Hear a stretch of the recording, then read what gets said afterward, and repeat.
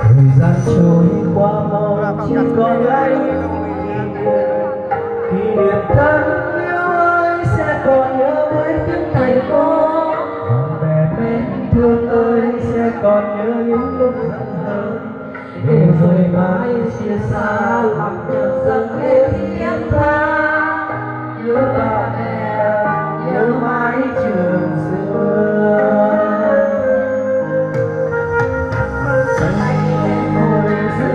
tiếng nắng đèn ngời, thời gian trôi đi mau xin hãy đừng trôi, ai biết tiếng khi đã xa rồi. Bạn bè ơi đang đâu đây còn giọng nói tiếng cười, những nỗi nhớ yêu thương gửi cho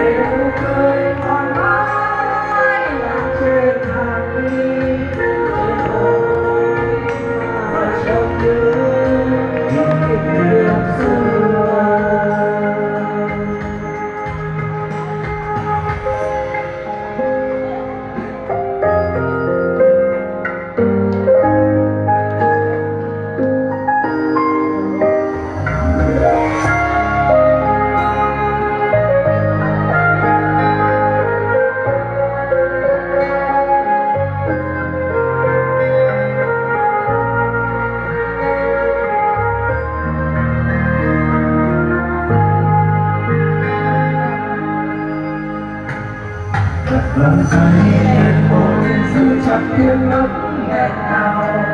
thời gian sau đi mau xin hãy đừng trôi,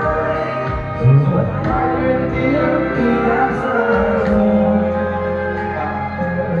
Đang đâu ấy còn giọng nói tiếng cười,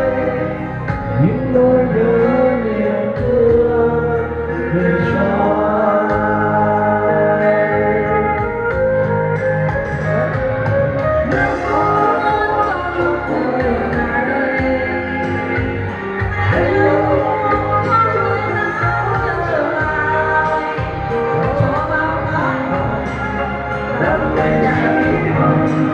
sẽ còn